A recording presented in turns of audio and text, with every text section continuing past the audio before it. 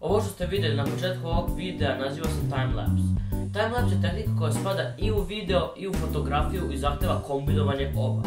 Kao što možda znate, svaka sekunda videa sadrži određeni broj slika. To je na engleskom se zove FPS, to je frames per second, što prevedeno na srpski znači kadrovi po sekundi. To znači da tokom svake sekunde videa prođe određeni broj slika i zbog toga vi taj video vidite tako. Bukvalno, ako je standardni frames per second, to je standardni FPS i 24 kod filma. I to znači da u toku svake sekunde prođe 24 slika.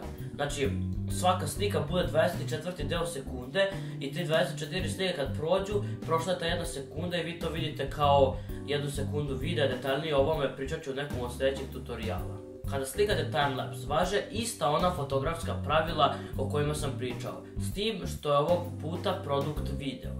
Timelapse u stvari znači, to je timelapse, to bukvalno znači prolaženje vremena. To je bukvalno tehnika kojom vi dobijete na izgled da izgleda kao da vreme teče mnogo brže nego što inače teče. I postoje dva različita načina na koje vi možete slikati timelapse. Prvi način jeste da jednostavno snimite video i da ga ubacite u neki program za editovanje i da ga ubrzate. Time dobijete na izgled tako to ubrzano vreme koje bude jednostavno glatko i sve bude lepo.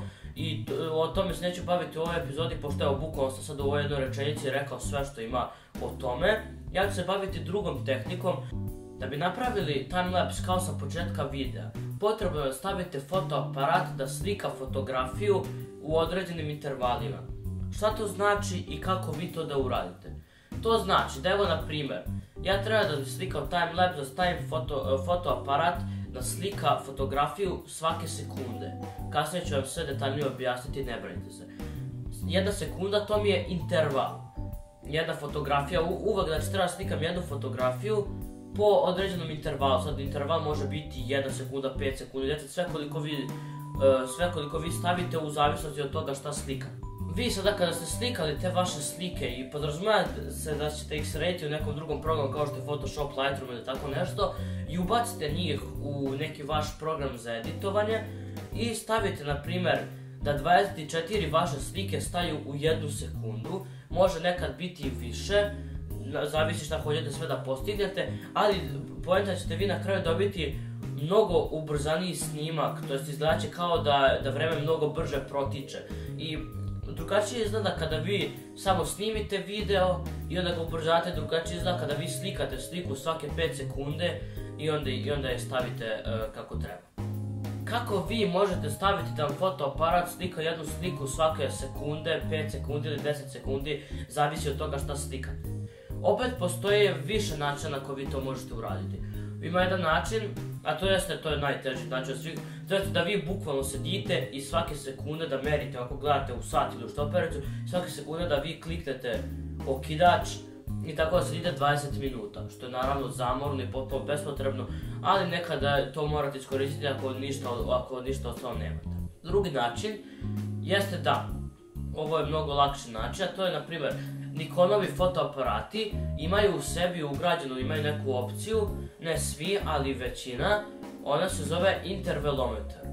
To bukvalno vam daje da vi namestite koliko hoćete slika da slikate, na primjer hoćete 1000 slika i da namestite koliki vremenski period, na primjer hoćete 1000 slika da vam on slika u roku od 20 minuta. Znači tokom tih 20 minuta on će vam slikati 1000 slika. Također ako koristite Canon, pošto oni aktivno odbijaju da ubace to u svoje fotoaparate, morate kupiti daljinski, što je bukvalno fizički taj intervalometar i njega ubacite sa strane u fotoaparat. Jedini problem što je ta opcija malo košta, pa zbog toga postoji alternativa. Naprimjer ja lično koristim, našao sam na internetu aplikaciju jednu, ja je koristim, zove se DSLR Controller. Jedini problem jeste što ta aplikacija košta. Naravno ja, pošto mogu da priuštim takvu aplikaciju, sam je potpuno legalno skinuo sa interneta, zbog toga vam ne mogu ostaviti dole u opisu videa link od toga, ali ću vam ostaviti link od raznih daljinskih koje možete kupiti za vaš fotoaparat. Ja inače tu aplikaciju toplo preporučujem jer pomoću nje vi bukvalno na daljinu, tako što je povežete pomoću kabla od svog fotoaparata, povežete u telefon i bukvalno možete da kontrolišete fotoaparat, znači sve opcije koje bi inače imali u fotoaparatu možete da vidite na njoj da kontrolišete sa svog telefona direktno sa razdaljina ako imate dovoljno dugačak kabel koje god hoćete. Malo prije sam spominjao da interval zavisi od onoga što slikate, što znači da ako ste vi izašli da slikate oblake na primjer, nema potrebe staviti interval od 1 sekunde, pošto između te dve susedne slike koje su slikane u roku od 1 sekunde neće biti velike razlike i onda nema uopšte potrebe da sebi džabe zauzimate memoriju, kasnije pravite sebi dodatni posao, zbog toga možete staviti u interval od 5 čak i 10 sekundi. A ako pak idete napolje da bi slikali ljude, aute, kako se kreću ili tako nešto, poželjno je staviti što brži interval, na primjer od 1 sekundu ili tako nešto, ali što ipak ljudi se relativno brzo kreću u poređenju sa oblacima. Još jedan savjet, pošto ćete vi te slike kasnije ubaciti u Adobe Lightroom, poželjno je da slikate u RAW da bi rezultat bio što bolji i da bi vama bilo što lakše. A zašto Lightroom? Evo sada ću vam pokazati.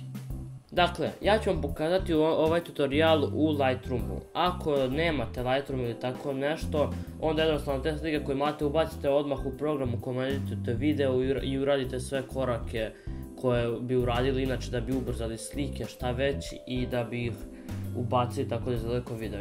Ja ću vam pokazati kako to izgleda u Lightroomu. Da bi ubacili slike u Lightroom, idete prvo u ovo library, idete ovdje na import, znači ovdje, kliknete import i on će vam otvoriti prozor, ovakav prozor. Ovdje sa strane idete po vašim diskovima i tražite tu gdje se nalaze vaše slike. Evo ovako, ja sam našao taj moj folder u kojem se nalaze sve moje slike kao što možete vidjeti. I ovdje imam 431 sliku, to je čisto onako jer je meni nestala baterija, će bi slikao mnogo više slika. Kao što možete vidjeti, ovo je neki zalazak koji sam slikao na Starom gradu u Šapcu. Inače, izvinjavam se ako mi računar bude malo spor, ne koristim svoj regularan računar, koristim laptop, tako da malo sporije učitava šta već. Uglavnom, ostavite sve ovako, sve ove slike selektovane, ako su vam samo te slike za timelapse u folderu, i kliknete ovdje na import. On će onda ovdje, kao što možete vidjeti, krenuti jednu po jednu da ubacuje slike. Evo ovako, kada vam je uveo slike, ovdje ćete vidjeti, ako se pogleda taj broj ovdje, idete na ovo develop ovdje. I to će vas uvesti ovaj ovdje prozor. I možda znate, a možda ne znate, u Lightroomu slike sređujete ovdje sa ove desne strane. I ovdje imate sve različite opcije, imate ove curves kao što imate u Photoshopu. Isto ovdje imate još neke stvari, samo što ovdje imate na primjer za onaj šum da otklonite, ispod imate još neka razne stvari. Ja ću ovdje čisto bi ovaj tutorial bio jednostavan, ostati jednostavno na ovim osnovnim ovdje opcijama. Kasnije ću vam pokazati zašto ja ovo radim u Lightroomu, a ne radim u Photoshopu ili tako nešto. Evo, na primjer, izabrat ću negdje ovu sliku u sredini, kao što možete vidjeti, ja sam slikao, kao što sam rekao, malo pred zalazak sunca. Izabrat ću ovdje neku sliku u sredini, neću ništa previše drastično da radim. Samo ću povesti tu neke opcije. Exposure ću da ostavim sad kako jeste. I sve ovo će, zato što sam slikao u RAW, sve će mnogo izgledati prirodnije nego što jeste, kao što sam već pričao. Još malo ja ovdje podešavam nešto bez veze. Samo ovdje u Lightroomu imate ovo Clarity, to vam je bukvalno u Photoshopu kao što kad sam prvi put uveo Lightroom, vidite koliko slika lepše ispadne i istakne više detalja na slici. Imate ovdje također i kontrast. Vibrance, to isto onako to služi da boje dođu do izražaja jednostavno. I evo, to su sad tu neke obične opcije, da sad ne zavitlam s ovim curves i ovo da ne bi džabe komplikovao ovaj tutorial previše. Ono što vi možete uraditi, samo sekundu.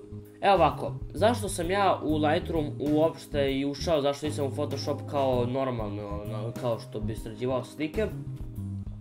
Iz jednog prostog razloga. Kao što možete vidjeti, ovdje dole se nalaze sve vaše slike koje ste uveli u Lightroom. Kad kliknete na ovu, ovo je druga slika koja ide posle nje. I tako možete sređivati bukvalno više slika, uvesti i sve ih srediti jednostavno i eksportovati u isto vrijeme. Zato je Lightroom dobar. Također dobar iz još jednog razloga. Ako vi kliknete ovdje dole na tu sliku, ja sam ovu sliku sredio, vidite sad kakva je ova slika. Evo, kliknuo sam na ovu sliku koju sam sređivao. Kliknem Ctrl i kliknem sliku pored. Vidite ovdje pored se pojavi ovo Sync. Kad kliknem na to, iskoči mi ovaj ovdje prozor ovako. Ovdje imate različite opcije, ali to ostavite kako jeste. I kliknite ovo Synchronize. i on će bukvalno sve što ste radili na ovoj slici prenijeti na ovu sliku. Vidite kako sad i ova slika, samo da učita, i ova slika je sad sređena, ali ova nije. E sada, da bi sad sve slike tako sredili, kliknite Ctrl i A. On će selektovati sve slike. Kad selektujete tako sa Ctrl i A, znači u isto vrijeme držite Ctrl i A i on selektuje sve slike, kliknite na sliku koju ste već sredili, evo ovu sam već sredio, kliknite na to Sync i onda idete ovdje na Synchronize. Možete vidjeti ovdje dole kako se ikonice mijenjaju, sad ćete vidjeti kako se ikonice polako mijenjaju ovdje dole. To treba malo vremena, tako da...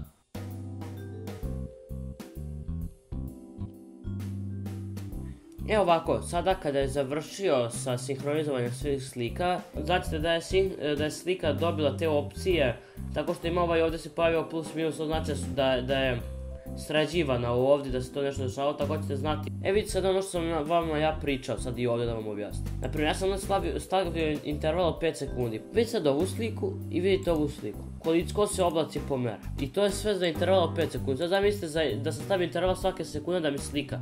Imao bi isto 400 slika, ali bi bila mnogo manja razlika među oblake, ne bi bilo interesantno. Tako da ono što mi je preostalo jeste da morate ići Ctrl A i gore u levom uglu ima Export. Znači ispadne ovaj meni dole koji pada i ovdje ima Export. Kliknete Export i ovdje će vam se pojaviti neke brde, neke različite stvari.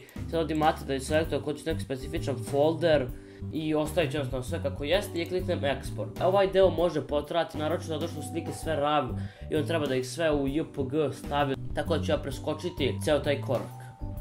Posle ovoga sve što je potrebno jeste da uzmete te slike koje ste sredili u Lightroomu, ubacite u neki program za editovanje, skratite im dužinu i stavite ih sve da budu jedna pored druge u tom redu u kojem su i slikane.